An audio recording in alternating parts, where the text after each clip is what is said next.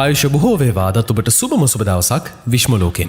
ශ්‍රී ලංකාවේ මෑත කාලීනව වැඩිපුර කතාබහට ලක්වුණු කන්දක් තමයි දානිගල කියලා කියන්නේ. ඉතින් ශ්‍රී ලංකාවේ පිටසක්වල කන්ද කියලා බොහෝ දෙනෙක් හඳුන්වන මේ දානිගල කන්ද ගැනයි ඔබ කිසිදා නොඇසූ පුදුම දේවල් ගැනයි අද අපි ඔබත් එක්ක කතා කරන්නේ මේ වීඩියෝ එකෙන්.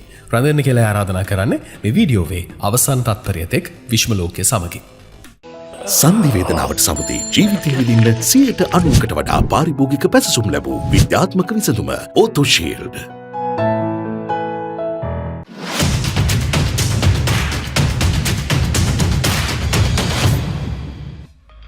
අංක 1 ලංකාවේ පිටසක්වල කන්ද. අපේ ලංකාවේ තියෙන කඳු අතරින් දානිගල කන්ද කියන්නේ හරිම අద్භූත කන්දක් විදිහට තමයි ප්‍රසිද්ධ වෙලා තියෙන්නේ. බොහෝ දෙනෙක් ඒක හඳුන්වන්නේ පිටසක්වල කන්ද. එහෙම නැත්නම් ඒලියන් මවුන්ටන් කියලා. දානිගලට මේ නම හැදෙන්න ප්‍රධානතම හේතුව තමයි මේ කන්දේ තියෙන පුදුම සහගත වෘත්තාකාර හැඩය. අර සාමාන්‍යයෙන් කඳු ගැටයක් කියන්නේ අවිධිමත්, තනින් තැනට වෙනස් වෙන. එහෙම නැත්නම් කිසිම හැඩයක් ගන්න නැති දෙයක්නේ. හැබැයි දානිගල කන්ද ගුවනින් නිරීක්ෂණය කරලා බැලුවොත් ඔබට මේ පේන විදිහටම ඒක හරියට කවුරු හරි මහා පරිමාණයෙන් ඇඳපු පරිපූර්ණ අර්ධ වෘත්තාකාරයක ස්වරූපයක් ගන්නවා. ඒ විතරක් නෙමෙයි, කන්ද මුදුනේ තියෙන සමතල කොටස සහ ඒ වටේට හැදිලා තියෙන ගල් වලල්ල දිහා ඔබ හොඳින් බැලුවොත් මේක ස්වභාවිකව හැදුණු කන්දක් කියලා කීයටවත් හිතෙන්නේ නැහැ.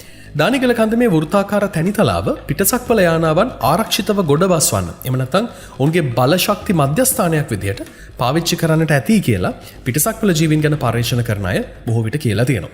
ශ්‍රී ලංකාව කියන්නේ ඈත අතීතයේ ඉඳන්ම පුදුම හිතන ඉංජිනේරු තාක්ෂණයක් තිබුණු රටක්. මේ නිසා අතීතයේ ඉඳන් ලංකාවත් එක්ක ගනුදෙනු කරපු පිටසක්වල ජීවීන් ඔවුන්ගේ ප්‍රධානතම රහසිගත ගොඩබෑමේ ස්ථානයේ විදිහට මේ දානිගල කන්ද භාවිත කරන්න ඇති කියන මතය ජනතාව අතරේ තදින්ම පැතිරිලා තියෙනවා. අංක 2 රාවණාගේ තාරකා දොරටුව. අපේ ලංකා ඉතිහාසය සහ ජන ප්‍රවාද දිහා බලද්දී මේ දානිගල කන්ද ලංකාවේ අභිමානවත් රජෙක් වන රාවණා රජුත් එක්ක තියෙන සම්බන්ධය ගැනත් අපිට මේ වීඩියෝ එකේදී කතා නොකරම බෑ. දානිගල කන්දේ තියෙන මේ සුවිශේෂී වෘත්තාකාර හැඩය නිසා මේ ස්ථානයට රාවණාගේ තාරකා දොරටුව කියන නමත් ලැබිලා තියෙනවා. තාරකා දොරටුවක් කියන්නේ ඉතා වේගයෙන්, ඒ කියන්නේ ක්ෂණිකව වගේ විශ්වයේ දුරස්ථ ස්ථාන අතර ගමන් කරන්න පුළුවන් උමගක් වගේ දොරටුවක්. රාවණා රජතුමා ගැන කතා කරද්දී අනිවාර්යෙන්ම අපි අහලා තියෙන දෙයක් තමයි මේ රජතුමාගේ විශ්මිත ගුවන් යානයේ වෙච්ච දඬු මොනරය. දඬු මොනරය කියන්නේ අහසේ ඉතා වේගෙන් ගමන් කරන්න ඕනෑම තැනකට පහසුවෙන් ගොඩ බස්වන්න පුළුවන් අතිශයින්ම බලවත් යානයක්. ඉතිහාසයේ කතාවලට අනුව රාවණා රජු මේ දානිගල කන්දේ මුදුනේ තියෙන පැතලි කොටස තමන්ගේ මේ දඬු මොනරය නවත්වා තබන්න, එහෙම නැත්නම් ගොඩ බස්වන ස්ථානයක් විදිහට පාවිච්චි කළා කියලා විශ්වාසයක් තියෙනවා. එහෙම බැලුවොත් ඇත්තටම මේ කන්ද සාමාන්‍ය කන්දක් නෙවෙයි. ඒක මීට වසර දහස් ගණනකට කලින් ලංකාවේ තිබුණු දියුණු ගුවන් තොටුපළක්. අංක 3 අරලගංවිල උල්කාපාතයේ අභිරහස. 2012 වර්ෂයේ දෙසැම්බර් මාසයේදී පොළොන්නරුව දිස්ත්‍රික්කයේ අරලගංවිල ප්‍රදේශයේ වෙල්යායකට අහසින් වස්තුවක් කඩාගෙන වැටුණා. හරියටම කිව්වොත් වෙල්යායේ තිබිලා පිලිස්සුණු සහ අමුතු පෙනුමක් තිබුණු පාෂාණ කැබලි කිහිපයක් ගොවීන් විසින් මේකෙදි හොයාගත්තා. මේ පාෂාණ කැබලි රාත්‍රී කාලයේදී අහසින් වැටුණු බවට තමයි ගම්වාසීන් කිව්වේ. දානිගලට ආසන්න පොළොන්නරුවේ අරලගංවිල ප්‍රදේශයෙන් හමුණු මේ උල්කාපාත සිද්ධියත් එක්ක දානිගල කන්දේ පිටසක්වල කතාවට අලුත් පණක් ලැබෙන්න ගත්තා. ශ්‍රී ලංකාවේ ප්‍රසිද්ධ තාරකා විද්‍යාඥයෙකු වන මහාචාර්ය චන්ද්‍රා වික්‍රමසිංහ මහතා ඇතුළු කණ්ඩායමක් මේ පාෂාණ කැබලි ඒ අනුව පරීක්ෂා කරනවා. ඔවුන්ගේ මූලික පර්යේෂණ වලින් පස්සේ මේවා සාමාන්‍ය පාෂාණ නොවන බවත්, මේවා උල්කාපාතයක කොටස් බවත් ඔවුන් ප්‍රකාශ කළා. ඒ විතරක් නෙවෙයි, ඔවුන් මේ පාෂාණ ඇතුළේ ඉඳලා ඩයටම් කියලා සත්තු ජාතියකුත් හොයාගත්තා. ඩයටම් කියන්නේ ඒක සෛලික ශුද්‍ර ජීවීන් විශේෂයක්. ඒ කියන්නේ අපිට පියවි ඇහින් දකින්න බැරි තනි සෛලයකින් හැදිච්ච පුංචි ජීවීන් කොට්ටාශයක්. මේ ජීවීන් සාමාන්‍යයෙන් අපේ පෘථුවියේ තියෙන ගංගා, ඇලදොල, මුහුදු වගේ ජලජ පරිසරවල ඕන තරම් ඉන්නවා. හැබැයි මහාචාර්ය වික්‍රමසිංහ කියනවා මේ අරලගංවිල සිද්ධියෙන් හම්බවුණු ගල් කැබලි ඇතුළේ හිටපු ඩයටම් වගේ ශුද්‍ර ජීවීන්ගේ නටඹුන් සාමාන්‍ය පෘථුවියේ ඩයටම් වලට වඩා වෙනස්, ඒ වගේම විශේෂ හැඩයක් ගන්නා බව. ඉතින් මේ ශුද්‍ර ජීවීන්ගේ ස්වභාවය පෘථුවියට ආවේනික නොවන නිසා මේවා පිටසක්වල ජීවයේ සාක්ෂි විය හැකි බවට ඔවුන් වැඩිදුරටත් ප්‍රකාශ කළා.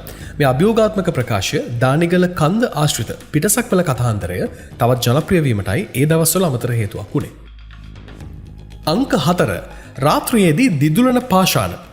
දානිගල කන්දේ පිටසක්වල ක්‍රියාකාරකම් තව තවත් තහවුරු වෙන්න හේතු වුණු එක සිද්ධියක් තමයි මේ රාත්‍රියේ දිදුලන පාෂාණ පිළිබඳ ජනප්‍රවාදය.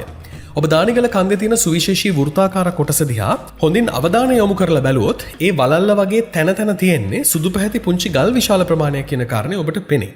මේ ප්‍රදේශයේ ජීවත් වන ගම් වාසීන් සහ දානිගල ගැන හොඳින් දන්නා අය කියන විදිහට සඳේලිය නැති දවස්වලට මේ සුදු පාෂාණ වලින් පුදුමාකාර දීප්තිමත් ආලෝකයක් විහිදෙනවා. මේකට හේතුවක් විදිහට අර සමහර අය කියනවා මේ පාෂාණ අතරේ චන්ද්‍රකාන්ති පාෂාණ එහෙම නැත්නම් මූන් ස්ටෝන්ස් වගේ ඛනිජ වර්ග තියෙන නිසා එහෙම වෙනවා ඇති කියලා. මේ චන්ද්‍රකාන්ති ගල් වලට ස්වභාවිකවම ආලෝකය උරාගෙන නැවත විමෝචනය කිරීමේ හැකියාවක් තියෙනවා. හැබැයි තවත් අය කියන්නේ මේක රාවණ රජුරන්ගේ කාලේ ගොන්යානා ගොඩබස්වන්න කරපු මග පෙන්වීමක් විදිහට පාවිච්චි කරපු යම්කිසි පුරාණ තාක්ෂණික ක්‍රමයක් වෙන්නට ඇති කියලා. අංක 5 පුරාවිද්‍යා වටිනාකම ඊටම ඉහළයි. පුරාවිද්‍යාඥයන්ට අනුව දානිගල කියන්නේ ලංකාවේ තියෙන ඊටම වැදගත් පුරාවිද්‍යා ස්ථානයක්. ඒකට හේතුව තමයි කන්ද අවට විශේෂයෙන්ම කඳු වැටියේ විවිධ තැන්වල විශාල ගල්ලෙන් 70කටත් වඩා දකින්න ලැබීම. මේවා සාමාන්‍ය ගල්ලෙන් එහෙම නෙවෙයි.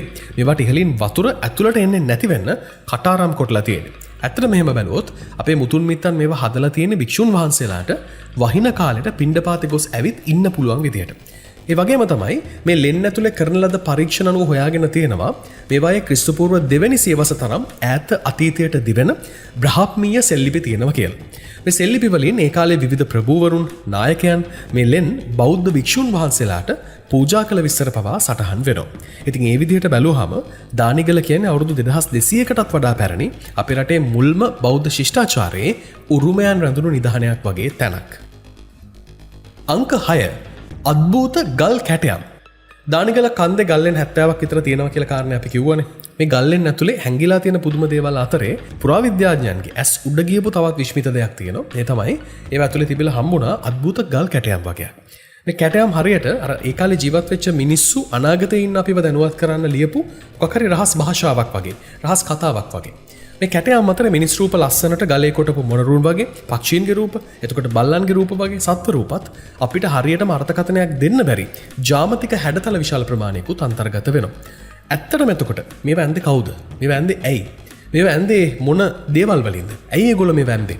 මේ වලට අදටත් උත්තර හොයාගන්න බැරි ප්‍රහේලිකාවක් වගේ සමහර පර්යේෂකයන් විශ්වාස කරනවා මේවා අතීතයේ ජීවත් වෙච්ච දියුණු බෞද්ධ භික්ෂූන් හරි නැත්නම් වෙනත් গুপ্ত දැනුමක් තිබුණු පිරිසක් විසින් රාත්‍රී ආස නිරීක්ෂණය කරලා සටහන් කළ පුරාණ තාරකා විද්‍යාත්මක සටහන් වෙන්නට ඇති කියලා.